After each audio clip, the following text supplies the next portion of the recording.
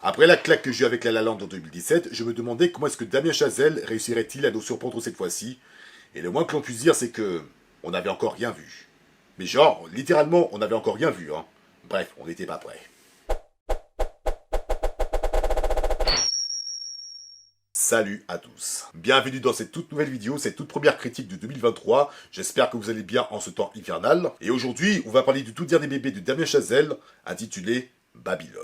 Alors, Damien Chazelle, c'est un réalisateur que je connais pas beaucoup, je sais juste qu'il a réalisé un film, mais en tout cas, j'ai vu que 3 de ses films, et c'est bien évidemment La La Land en 2017, ça a été ma première claque, ça a été mon tout premier film avec lui, et en plus, c'était une grosse claque, autant visuelle que musicalement qu'artistiquement, tellement il y a des tas de choses qui se passent là-dedans, tellement c'est coloré, la composition de jazz c'est vraiment l'une des meilleures qui m'a jamais été donnée. Et voilà, j'en dirai pas le plus, mais en tout cas, une chose est sûre, si j'avais commencé les vidéos un peu plus tôt, ça aurait été mon top 2017 avec peut-être ex aequo Logan. Ensuite, il y a eu Splash avec Jonah J. Jameson. Franchement, pareil, c'était vraiment une claque. Ça m'a vraiment surpris dans le très bon sens du terme. J'ai surtout kiffé la fin, franchement, de la manière dont ça s'est fini. Hein. C'était vraiment, ça a été vraiment un coup de génie. Et après, c'est tout. Il me semble qu'il y a eu First Man entre-temps, mais malheureusement, j'ai pas eu le temps de le regarder. Et bon, on va pas se mentir, ça m'a pas trop intéressé, ça me disait pas trop. Mais bon, pas d'inquiétude, un jour je verrai ce film, et à ce moment-là, une fois que je l'aurai fini, vous aurez peut-être mon avis dessus. Aujourd'hui, nous sommes le 18 janvier 2023. Et vous savez ce qui se passe à cette date? Eh ben, c'est la sortie de Babylone, et le moins que je puisse dire, comme je l'ai dit dans l'intro, j'étais vraiment pas prêt. Déjà, la bande-annonce, ça m'a donné une petite fin, et je parle même pas du casting, qui est vraiment 4 étoiles, non, pardon, 5 étoiles, avec Brad Pitt, Margot Robbie, Tobey Maguire et un autre acteur hispanique, je me rappelle plus de son nom, mais bon, je vous dirai ça tout à l'heure. Voilà, j'ai retrouvé le nom, il s'appelle Diego Calva, et ça a été une révélation dans ce film, mais on va en parler un peu plus tard. Bref, la bande-annonce déjà, ça m'a donné envie, et quand je regardais l'affiche, ça me fait penser un peu à l'ambiance à la Gatsby, le Magnifique. Je regarde l'affiche, je me suis dit que ça va être un film très coloré, ça va être un film très ultra festif, ça va être un film qui complètement barré, ne serait-ce que par rapport à certaines situations qui se passeront dans le métrage. Il y a également une musique jazz qui sera absolument rythmée, même si bon, la composition ne vaut quand même pas La La Land, mais de manière générale, ça fonctionne très bien. Et je sais pas pour vous, mais chaque fois que je regarde cette affiche, je m'étais dit que c'est peut-être une meilleure façon de nous souhaiter la bonne année 2023, ne serait-ce que par la couleur dorée de l'affiche, avec en plus un peu de rouge illustré par la robe de Margot Robbie, qui est ultra sulfureuse, et aussi les mecs habillés en noir et en blanc. Bref, sur la forme, je pense que ce film nous était vendu comme quelque chose de festif, mais sur le fond, qu'est-ce qui se passe? Alors, en gros, ça met en abîme plusieurs personnages, les traitant de manière individuelle ou de manière un peu groupée. Par exemple, au début du film, on a Margot Robbie qui s'incruste dans une fête, qui veut devenir actrice d'Hollywood. Elle veut s'incruster dans un manoir, dans lequel tout se passe, genre une orgie, un peu dans le genre orgasme, mais en beaucoup plus chic. Parce que oui, on y voit carrément des kikis en l'air, on voit carrément des foufous dans l'air aussi. Une petite partie des invités en train de forniquer à tout va. Franchement, je m'attendais pas à voir ça dans un film de Damien Chazelle. Bref, je vais y revenir un peu plus tard, mais pour revenir un peu sur Margot Robbie, elle a réussi à y faire sensation parce qu'elle a réussi à se démarquer, ne serait-ce que par rapport à sa robe, et en plus de ça, elle se voit remplacer une autre actrice qui a eu quelques malaises, qui a eu une overdose de cocaïne. Elle va se lier d'amitié avec Manny, qui a passé rapidement d'un membre de staff à je sais pas comment dire ça, un suppléant de Brad Pitt qui ici joue le rôle d'une superstar d'Hollywood, mais qui est quasiment hilarant, je vous en parlerai plus tard, bien entendu. Et après, il y a d'autres personnages qui sont un peu mis en avant, bon, il y en a certains, bon, je me demandais à quoi ils servaient, et après, au final, ça apporte vraiment quelque chose, ça apporte vraiment un propos. Et voilà, en gros, ça parle d'Hollywood, ça parle des déboires qui vont avec, ça parle de tournage qui vire à la limite du catastrophe. Et au niveau du contexte, on t'explique comment est-ce que Hollywood est passé du cinéma muet au cinéma parlant. Et c'est là que j'ai tout de suite fait un lien avec le film Chantons sous la pluie, un film dont je vous ai déjà parlé il y a quelques années, je vous mettrai le lien quelque part. Bref, voilà en gros ce qui se passe dans ce film, mais en plus de ça, c'est vraiment une lettre d'amour au cinéma, un peu comme Once Upon a Time in Hollywood, sauf que ici ça se passe dans les années 20, dans les années 30. Avec ce film Babylone, Damien Chazelle dépeint un Hollywood un peu plus burlesque, un peu plus bordélique, et c'est le cas de le dire, puisque tout se passe là-dedans. Parce que oui, comme je vous l'ai dit, vas-y que tu montres des orgies, à tout va, à certains moments du film. Vas-y que tu montres du pipi, du popo, même du vomi, franchement, tout y passe. Et pourtant, Dieu sait que je suis pas très friand de ce genre de blague, mais pourtant, sur le coup, je trouve que c'est plutôt bien trouvé, parce que, bon, c'était presque inattendu également, mais ici ça a été plutôt très fin, mis à part peut-être une scène de prout qui n'était pas nécessaire, mais bon, passons. Bref, tout y passe, tous les excès y ont été commis, et quand je dis que vous n'étiez pas prêts, bah, je déconne même pas, vous n'avez qu'à voir le film par vous-même, et vous verrez. Mais bref, si les 2 premières heures du film, parce que oui, je vous l'ai pas dit, le film dure 3 heures au total, et plus. Si les 2 premières heures, ça a été vraiment un délire total, au point que parfois, ça a été un peu trop, parfois c'est tiré en longueur, même les scènes d'orgie, j'ai trouvé que c'était un peu long, pour ce que c'est, mais bon... c'est juste un petit détail. Et bien au fur et à mesure que le film progresse, on finit par alourdir un peu l'ambiance avec la chute du cinéma muet, avec la chute des acteurs, parce que c'est un peu comme tout, tu as été célèbre pendant un moment et au fur et à mesure tu tombes dans l'oubli, tu vas devenir un ice-bean et c'est malheureusement ce que vont vivre les acteurs de ce film. Bon, il y en a certains qui vont réussir, d'autres vont tomber au fond des abysses. Il y en a certains qui n'arrivent pas à suivre le progrès, parce que pour rappel, en 1927, il y a eu Le Musicien du Jazz. Bon, si vous avez vu le film Chantons sous la pluie, bah, ça doit vous dire quelque chose. Bref, avec ce film, Le Musicien du Jazz, c'était l'avènement du film parlant, et depuis...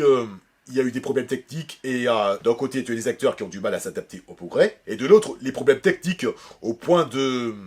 Non, je vous en dis pas plus, je dirais la partie spoil. Bref, sur le fond, c'est à peu près ça. Et après, du côté du casting, bon, je n'ai pas besoin de vous en dire plus. Brad Pitt, évidemment, il est absolument légendaire. Il est absolument magnifique dans ce rôle. Franchement, je retrouve le Brad Pitt que je connais d'habitude. Eh oui, encore une vidéo dans laquelle je parle de Brad Pitt, faudra vous habituer. Il a été vraiment hilarant pendant un bon petit moment, notamment au début du film.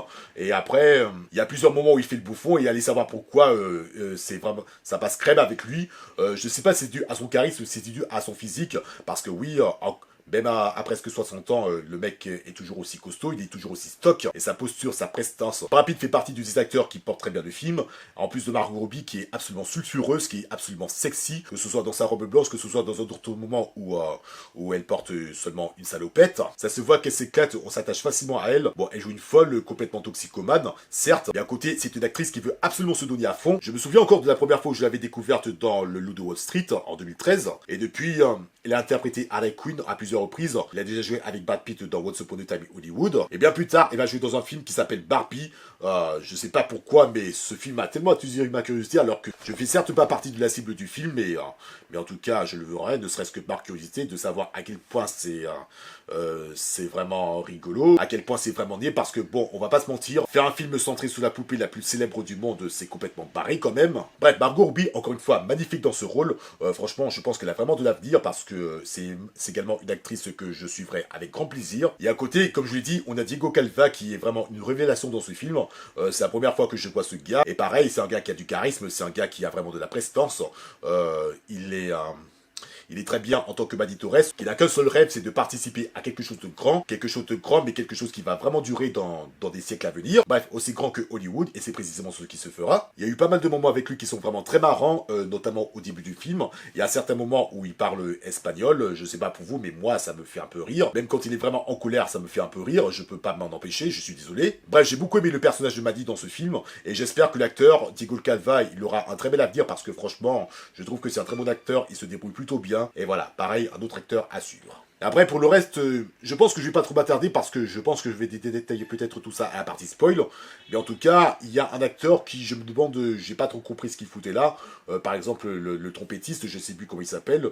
Je crois que son personnage s'appelle Sidney Palmer. Au départ, tu comprends pas trop à quoi il sert, mais au fur et à mesure, tu vas un peu mieux comprendre pourquoi il figure à l'affiche. Et même si, encore une fois, c'est un personnage mineur, bon, c'est un personnage que j'ai quand même réussi à apprécier, à le suivre. Même si les séquences qui lui sont dédiées ont été courtes, il y avait un truc quand même qui était intéressant avec lui. Et ça fait écho bien évidemment à certains aspects d'Hollywood. Mais bon, ces séquences-là, je vous dirai à la partie spoiler. Bref, en tout cas, tout ce que je peux vous garantir, c'est que Babylone, ça a été vraiment une grande surprise. Bon, c'est loin de valoir La La Land, mais bon, ce n'est pas comparable parce que bon, autant La La Land, c'était vraiment très beau, c'était vraiment très coloré, c'était vraiment très rythmé, au point qu'il n'y a eu aucun moment du film que j'ai trouvé long. Et d'un autre côté, Babylone, dans lequel tout est permis, même les orgies, même des scènes...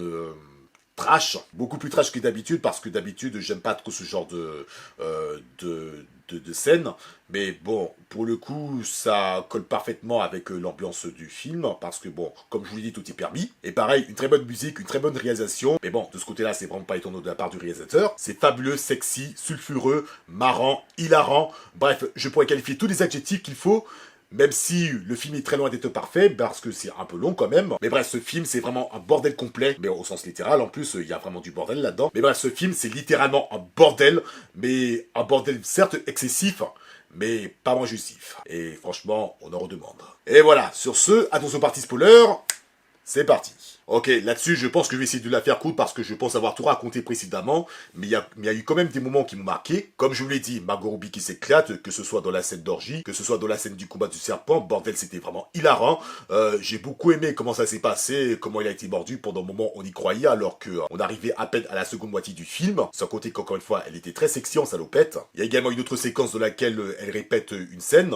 Enfin, non, elle tourne plutôt une scène, mais à plusieurs reprises. Elle avait plusieurs reprises parce que déjà, il y avait le problème de climatisation, parce que bon, si on allume la clim, ça va faire du bruit et ça va être désagréable pour le rendu final. Et encore une fois, ces séquences me rappellent un peu la séquence dans Chantons sous la pluie, où il y avait un placement de problème de micro, et chaque fois, le réalisateur disait couper à chaque fois, et c'est également le cas de la réalisatrice de Babylone, qui, pour la petite anecdote, est la femme de Damien Chazelle. Il y avait des problèmes de placement du micro, il y avait des problèmes de placement dans le marquage, mais ça ne s'arrêtait pas là, puisque dans les studios, il faisait une chaleur insoutenable, au point qu'un technicien a fini par en crever. Et encore une fois, c'était, tu sais, qu'ils font mis beaucoup de détails parce qu'il faisait tellement chaud au point que, au fur et à mesure qu'on filme les pieds de Margot Robbie, plus on fait répéter la scène et plus on transpire, on suffoquait de chaleur. Et en plus de ça, sans compter qu'à la fin, tout le monde a fini par péter un câble, jusqu'au moment où enfin tout était dans la boîte et tout le monde était content, sauf un bien évidemment qui a fini par y laisser. Bref, il y avait ça et toutes les autres scènes concernant Brad Pitt, surtout lors du tournage extérieur où il filmait une espèce de bataille médiévale. Il y a eu un moment où il était au téléphone dans sa loge, tandis que sur le plateau, c'était le bordel. Le mec a même failli se prendre une lance dans la tronche. Il y a même un figurant qui a fini par y passer. Je sais plus trop comment ça s'est passé. Soit il s'est suicidé, soit quelqu'un lui a balancé la lance par accident. Sans compter le réalisateur qui a fini par péter un câble toutes les 10 secondes. Et au bout d'un moment, la scène comprenant Brad Pitt en train d'embrasser sa dulcinée, il est revenu en mode sérieux, mais je sais pas pour vous, mais même si cette partie précise contraste par rapport à toutes les pitreries que Brad Pitt a commis précédemment dans le film, tu le vois en mode sérieux, tu le vois embrasser sa dulcinée sous un beau coucher du soleil, chose qui initialement n'a pas été prévue, mais qui a fini par se faire en toute beauté grâce à l'intervention de Manny Torres.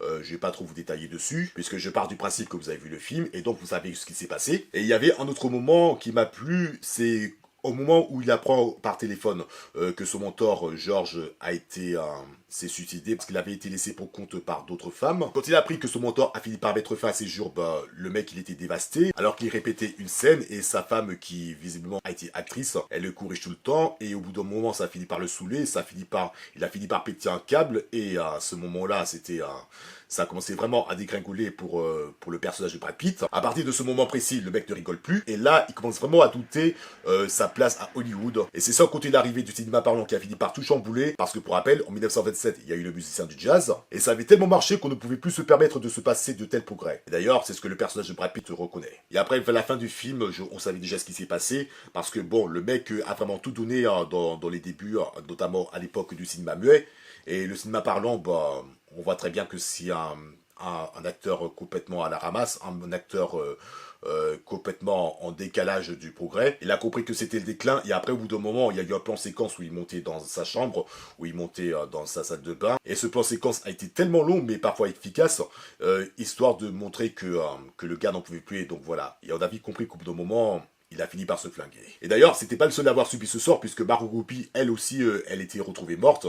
Bon, on sait pas comment elle est morte, parce que bon, on sait déjà qu'elle est toxicomane, donc je suppose que c'est l'effet de la drogue. Je suppose qu'elle a dû faire une overdose ou un truc dans le genre. Ou alors peut-être que les gangsters ont fini par la retrouver, et donc a fini par la buter. Ah oui, et en parlant de gangsters, au début de la vidéo, je vous ai parlé de Tobey Maguire, et jamais je n'aurais pensé que il jouait un gangster dans ce film, le chef d'un gangster, à la Al Capone, tu vois. Mais genre, tu aurais vu le mec, tu te demanderais s'il pourrait pas faire une reconversion en tant que bouffon vert, ce qui serait ironique puisqu'il a joué dans Spider-Man, dans les 3 premiers. Et imaginez qu'il ferait partie de l'univers cinématographique du DC Comics. Je sais pas pour vous, mais à mon avis, il aurait fait un formidable Joker, franchement, parce que il était vraiment hilarant, il était vraiment flippant par moments, ne serait-ce que par son maquillage, ne serait-ce que par sa gesture, ne serait-ce que Ouais, c'est un mec complètement cinglé et c'est ça qu'on adore. Et toutes ces séquences, franchement, c'était vraiment un gros kiff.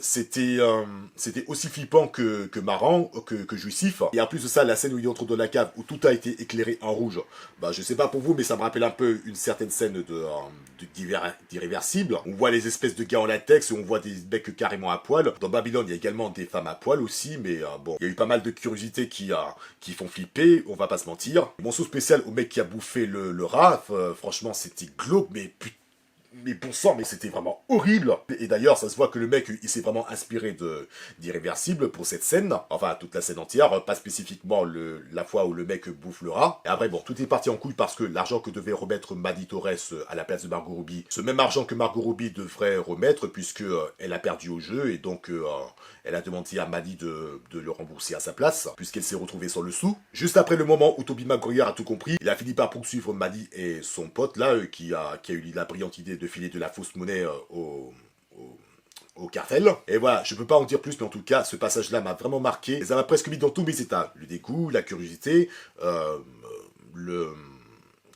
la jouissance, quelque part, on va pas se le cacher. Et je pense que c'était la meilleure partie de la troisième heure du film, parce que comme je l'ai dit, au bout d'un moment, l'ambiance a fini par s'alourdir. Et c'est en partie pour ça que ça a été un peu long, en plus de la scène des orgies qui sont un peu longuettes également. Et voilà, pour moi, toutes les séquences avec Tobey Maguire, ça remonte un peu le niveau. Et après ça, vers la fin, vers la toute fin, il y avait également cette scène où quelques années plus tard, Maddie Torres a fini par revenir avec sa petite famille. Il est revenu à Los Angeles devant les studios dans lesquels il a travaillé, alors que normalement, il est tricard à Los Angeles. Il va aller au cinéma pour regarder Chantons sous la pluie, et là, ça prend tout son sens. D'un côté, tu comprends parfaitement que c'est un hommage à Chantons sous la pluie, parce que il y a plusieurs scènes qui ont été reprises de ce film. Ensuite, plusieurs fois, on fait référence aux musiciens de jazz, chose dont on a déjà mentionné dans Chantons sous la pluie. Scénaristiquement, c'est à peu près la même chose, c'est à peu près la même problématique. Et au bout de quelques instants, et attention aux épileptiques par contre, il y a un flash forward, on va passer des premiers pas du cinéma jusqu'à Avatar premier du nom. Et tas de références qui sont passées en passant des débuts du cinéma jusqu'à nos jours. Et voilà, il n'y a pas meilleur hommage que cette séquence. Même si bon, les plus épileptiques d'entre nous ne vont pas apprécier, mais moi, ça m'a pas dérangé. Et en plus de ça, c'était bien. Même si pareil, c'était un peu long, parce qu'au départ, tu avais Maddie Torres qui pleurait. Au départ, j'avais pas compris, mais au final, tu te dis qu'il a participé à quelque chose de grand, à quelque chose qui est vraiment énorme en termes de durabilité. Il a fini par réaliser son rêve, c'est-à-dire participer